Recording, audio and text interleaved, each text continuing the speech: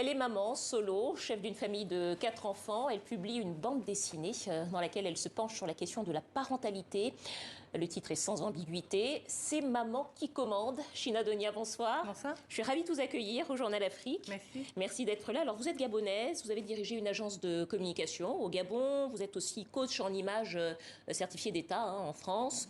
Vous êtes une véritable vedette des réseaux sociaux parce que vous avez quand même plus de 120 000 fans, pour employer un mot à peu près français. Comment est née l'aventure de cette bande dessinée, C'est Maman qui commande? Alors, au départ, c'était pour répondre à la question que l'on me pose tout le temps, comment tu fais, China, avec 4 enfants? C'est une question que je ne m'étais jamais posée parce que je viens d'une famille où on a minimum 4-5. Je pense que le record dans ma famille est de 11 enfants, ma mamie Isabelle. Et c'est en arrivant ici, je me rendais compte que c'était un exploit pour certaines personnes, et notamment des mamans et des jeunes mamans. C'était aussi pour relever un défi que m'avait lancé un ami. Voilà. Et puis, en dernier, je voulais me moquer un peu de l'enfant roi. Et quelque part, Maman qui commande est une satire de l'enfant roi à qui on ne peut pas dire non, que l'on ne peut pas frustrer par peur qu'il ne nous aime plus. Et c'est pas du tout ma position vis-à-vis de mes enfants. Et d'où je viens, en fait, maman a l'autorité pleine. Les enfants font comme on demande. Et en dernier, j'ai peut-être écrit ce livre pour rendre hommage à ces mamans-là, cette posture de maman africaine qui est aussi entre fermeté et affection, mais qui ne tient qu'à une règle. On fait comme maman dit et ça ne se discute pas. Et ça ne se discute pas. D'ailleurs, il y a un chapitre qui s'appelle Non, c'est non. Alors, dans cette bande dessinée qui se lit très bien, ce sont des scènes de vie, en fait, qui sont illustrées. On voit un petit peu les images dans le plasma. Il y a par exemple une page qui s'appelle Non, c'est non.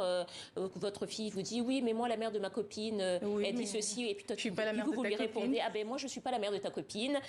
Ou bien votre fils vient vous dire mais maman, qu'est-ce qu'on mange ce soir? Alors vous lui répondez des haricots et puis il vous dit mais moi j'aime pas les haricots. Ah bon ben c'est que t'as pas faim, alors va dormir.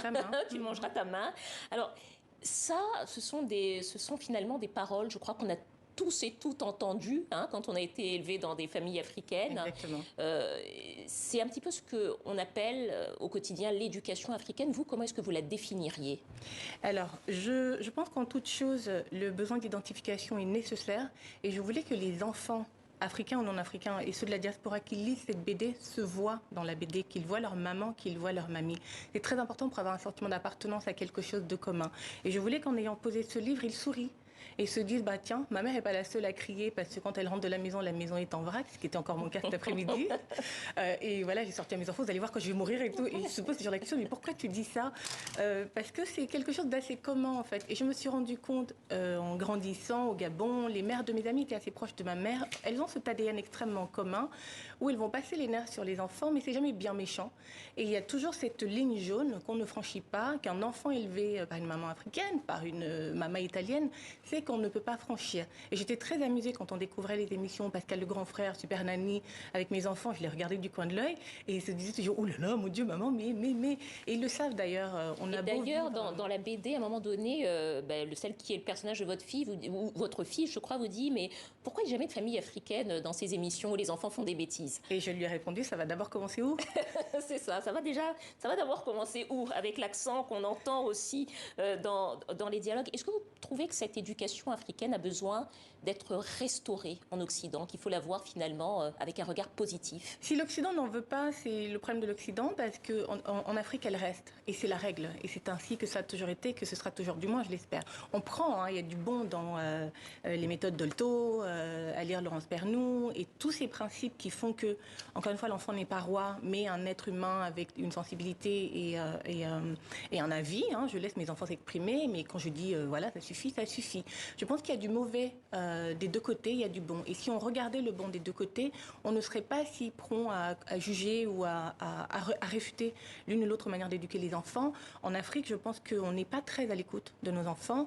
On ne pouvait pas exprimer nos émotions, on disait tu fais comme ça, tais-toi et puis c'est tout. Et c'est cette part d'africanité que je laisse de côté en essayant d'être une maman certes africaine, mais parisienne. Et j'élève mes enfants d'une manière afro-décomplexée. Et si on n'est pas au village Paris, et notre village ici, et entre Château-Rouge, cet endroit qui leur rappelle quand même le marché Montboîte à Libreville, où on allait, parce que j'avais vraiment besoin que mes enfants comprennent que même par la cuisine, la transmission se fait. Et j'aime quand ils rentrent d'école, ils peuvent savoir qu'aujourd'hui, c'est jour de feuilles de manioc, parce que ce lien-là n'est jamais rompu. Il n'est pas rompu aussi parce que on a beau vivre en Occident, ils sont élevés plus ou moins par les oncles et les tantes, chez qui on va souvent ou qui viennent chez nous, et ils le regardent, tata Ingrid, elle est exactement comme maman avec sa fille. Tonton Patrick, il est exactement... Et c'est très important qu'ils comprennent que quelle que soit la famille, en Afrique ou en Occident ou à Katmandou, si elle est africaine, ce sont les parents qui commandent, pas l'enfant. Ce sont les parents qui commandent, c'est maman qui commande et c'est les parents qui commandent, pas les enfants. Merci beaucoup, China Donia. Peut-être juste une question en quelques mots. Comment ils ont pris, vos enfants, de se retrouver dans la bande dessinée? Ma fille est heureuse, mon fils ne veut plus me parler. Il ne veut plus vous parler, bon, mais c'est quand même maman qui commande. J'imagine que c'est ce que vous lui avez répondu. C'est ce que je lui ai dit, c'est moi qui t'ai accouché. Merci beaucoup, China Donia. C'est la fin.